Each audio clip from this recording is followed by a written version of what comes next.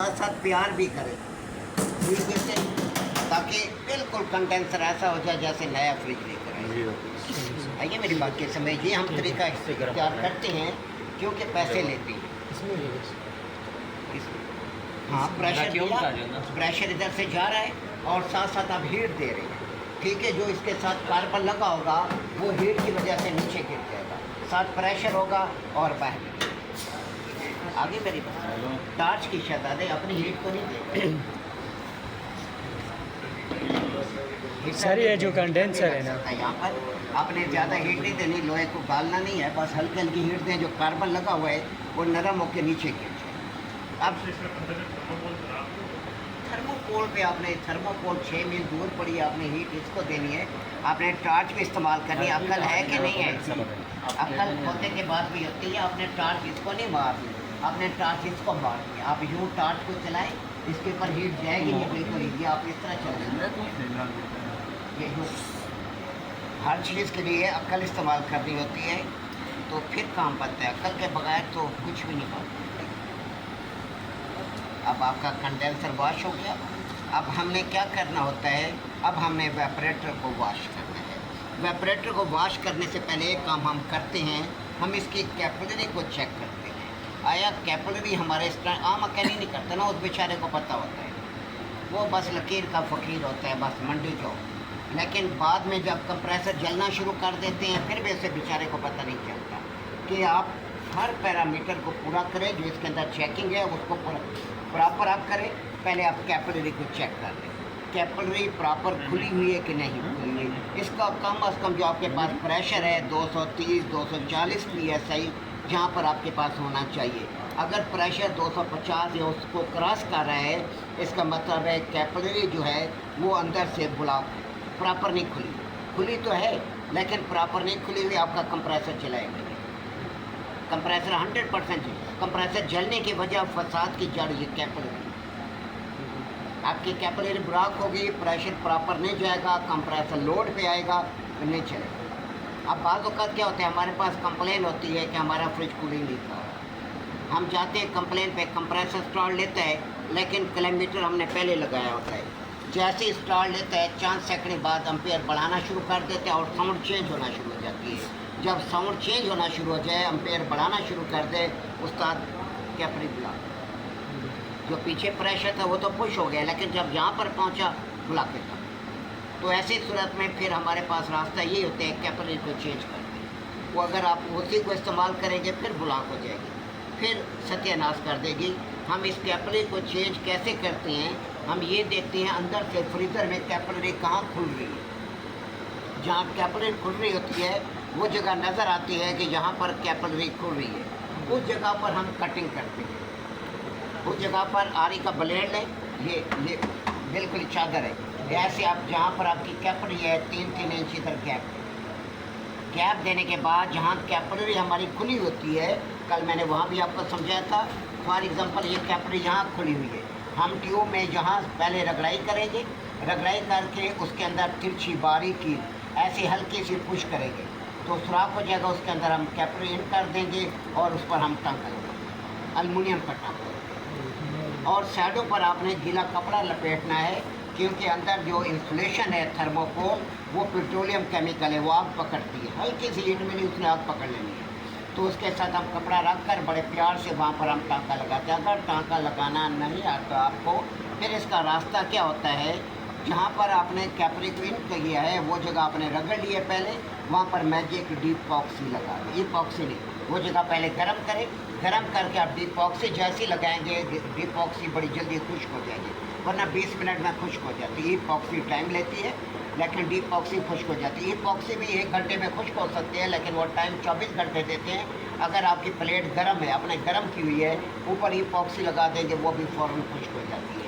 फिर हम क्या करते हैं, इसके ऊपर जहाँ पर हमने मैजिक डीपॉक्सी लगाई है, ये ईपॉक्सी लगाई है, वो खुश्क हो गई है।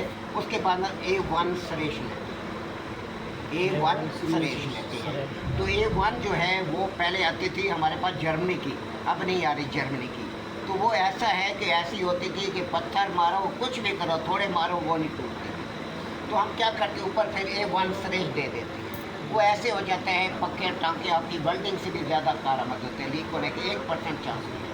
फिर हमारे पास ये रास्ता होता है, अगर वेल्डिंग वहाँ नहीं हो रही क्योंकि वो जगह बड़ी डेंजरस है, तो ऐसी सूरत में फिर हम मैजिक का सहारा लेते हैं। मैजिक ईपॉक्सी लगाते हैं, फिर उसके बाद A1 फ्रेश लगाते हैं। टाइम तो ज़्यादा लगता है लेकिन काम मजबूत होता है। अकेला आप मैजिक ईपॉक्सी लगा देंगे लेकिन कुछ टाइम के बाद वो लीक कर जाती है, फट जाती है, तो बेहतर है कि ऊपर A1 डालें। अब यहाँ पर हमने क्या करना है, अब हम सिस्टम से ड्रायर आप नया लगाएंगे। मैं ड्रायर कल तब्दील किया मैंने, आज नया नहीं लगाऊंगा। सर जी पुराना वाला कैपिलरी किस तरह निकालेंगे? हैं पुराना वाला कैपिलरी कल क्या देखता रहे, अगर नया डालना है नया डालना है उसको पड़ा रहने दो, उसको नीचे से यहाँ से टाँका लगा दें, काट दें, हाँ। काट के टाँका लगा दे, खत्म। ये कैपरी जा रही है ना, हाँ। आपने ऊपर हाइट डाल दी है तो इसको यहाँ से काट दें, काट कर टाँका लगा दें, समझे ना। कल को ऐसा लोग खुल जाए और सारी गैस आपकी बर्बाद हो जाए, तो आपने इसको वेल्ड कर दिया, खत्म। हम लोग इसको यही करते हैं, वेल्ड करके साइड पे मार देते हैं।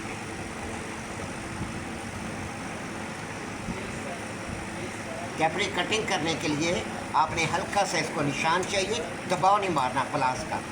आप उसके बाद आप इसे तोड़ें।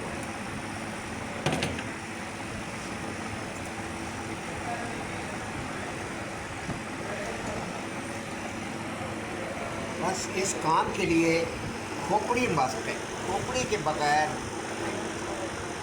दिमाग, जब आप काम करें आपके तवज्जो मुकम्मल दिमाग जो है इधर वेल्डिंग की तरफ हो, काम की तरफ हो। ट्यूब कटर वहाँ डलता है जहाँ ट्यूब गोल हो, जहाँ ट्यूब पिचकी हुई होगी उस जगह पर ट्यूब कटर नहीं चलेगा। अभी मैंने ऊपर डाला है तो जगह पिचकी हुई थी, ट्यूब कटर नहीं चला।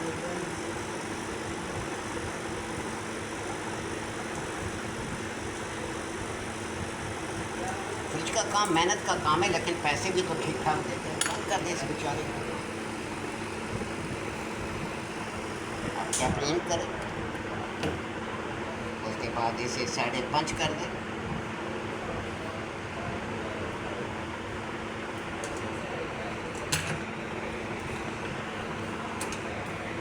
इसको यहाँ से होल्ड करेंगे, मैं टाँका लगाऊंगा क्योंकि ये इसका वज़न है तो ये निकल जाएगा। बस दबाना बबाना नहीं, सिर्फ होल्ड करना है।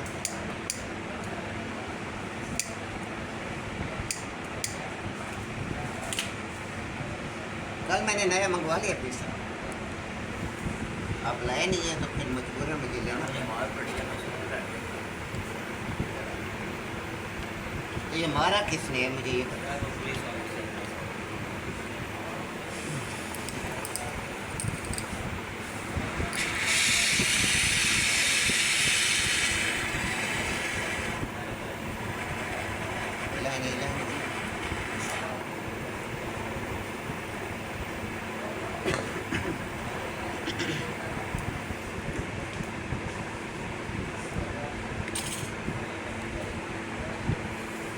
अब हम कैपरी का प्रेशर चेक कर लेते हैं।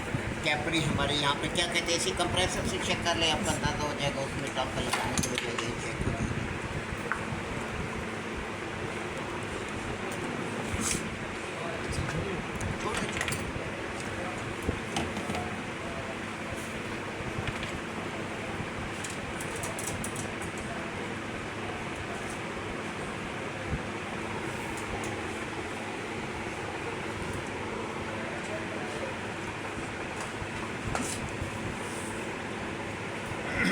अब जहाँ पर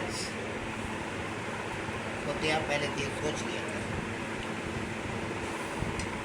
अब आपने कैपरी का प्रेशर चेक करना है। जिस चीज़ में आपने प्रेशर देना है उसका ताल्लुक गेज के साथ होना चाहिए। आप हाई प्रेशर गेज इस्तेमाल करें या लो प्रेशर। अब मैं यहाँ पर लो प्रेशर नहीं इस्तेमाल करूँगा, हाई प्रेशर इस्तेमाल करूँगा, क्योंकि प्रेशर मेरा पता नहीं कहाँ जाता है, ऐसा ना हो कि गेज बर्बाद हो जाए। गेज की आपने जो प्लेन साइड है, ये साइड हमेशा गेज वाली साइड पर, दूसरी साइड नहीं आएगी।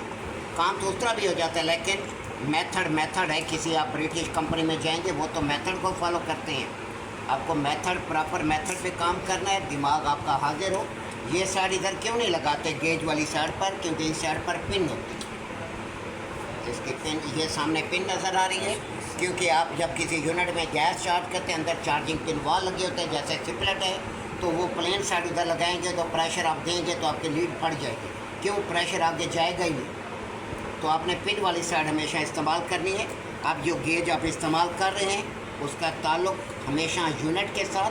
अब हमारा यूनिट इस टाइम कैपिलरी है, तो हम कैपिलरी के साथ इसे जोड़ देंगे। इसका सेंटर पोर्ट जो होता है, ये गेज मैनिफोल्ड है, मैंने आपको वो औजारों की पहचान का वो दिया हुआ है, तो आप उसमें देख लें इसमें इसके बारे में। अब ये गेज मैनिफोल्ड में सेंटर पोर्ट हमेशा एक्स्ट्रा यूनिट के साथ जाएगा। Pressure pump, vacuum pump, gas cylinder, centre port का ताल्लुक इसके साथ होगा। अगर आप सिंगल गेज इस्तेमाल करें, नीचे वाले पोर्ट का ताल्लुक यूनिट के साथ और साइड पोर्ट का ताल्लुक एक्स्ट्रा यूनिट के साथ। अब आपने गेज के वाल्व को खोल देना है और सेक्शन लाइन को खुला रहने देना है। सेक्शन लाइन को आपने बंद नहीं करना। हमने देखना है कि यहाँ पर कितना प्रेशर रुकता है। ये सर ऑन कर दें।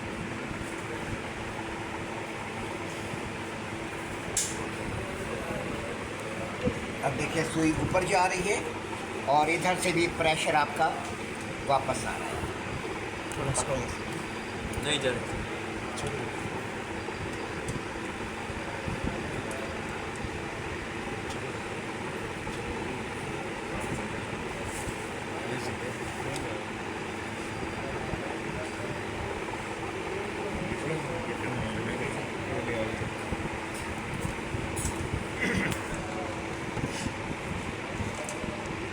सर जी नहीं जा रही। सुई रुकी हुई है सर। प्रेशर आपका कहाँ तक है? 100 psi तक सारी जा रही है। तो इसका मतलब है आपकी कैपिलरी बहुत ज़्यादा छोटी है। देखिए लीक तो नहीं है जोड़ आपके।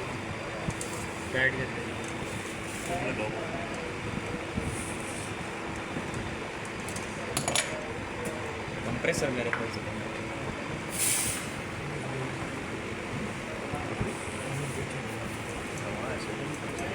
एक मिनट, इस पंप का प्रेशर देखिए, पंप का प्रेशर तो पंप तो नहीं बढ़ गया।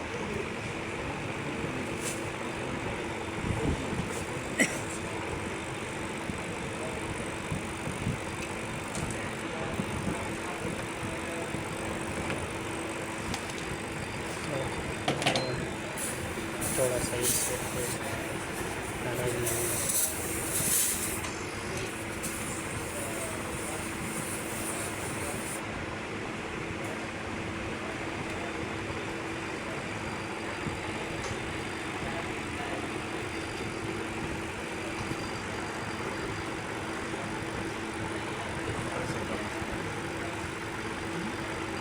पंप भी बड़े हो गए। ये 200 psi प्रेशर नहीं दे रहा है, इसे 500 psi प्रेशर देना चाहिए। ये 200 psi भी नहीं दे रहा। कंप्रेसर चेंज कर लें, दूसरा कंप्रेसर नेशर का उठा लें।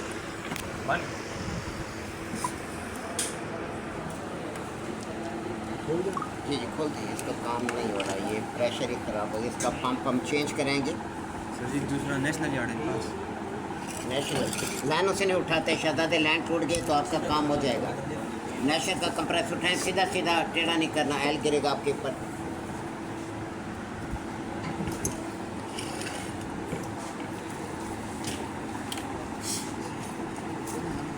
ये सेट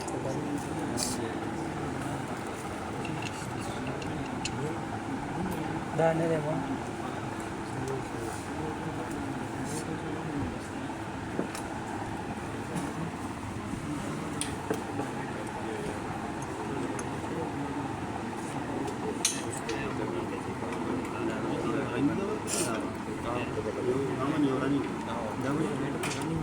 ये लगाएं डिस्चार्ज के साथ।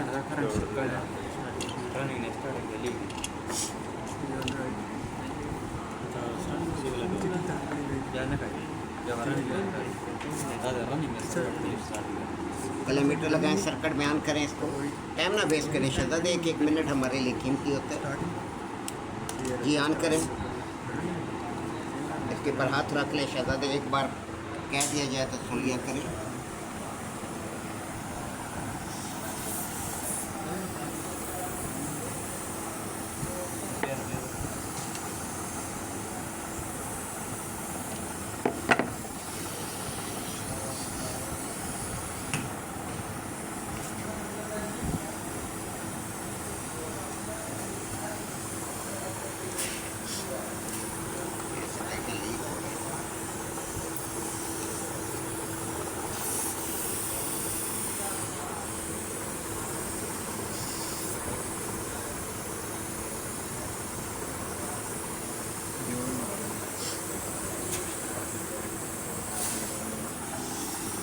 अब देखिए सर लीक नहीं है।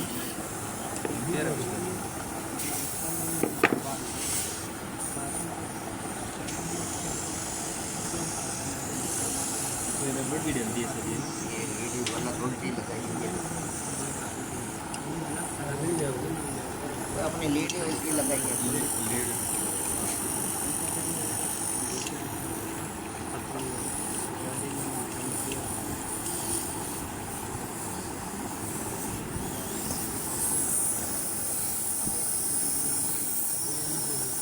पट्टी भी है कहीं से, टाइट करो उसको थोड़ा सा, टाइट करो वरना लीड चेंज कर लेना।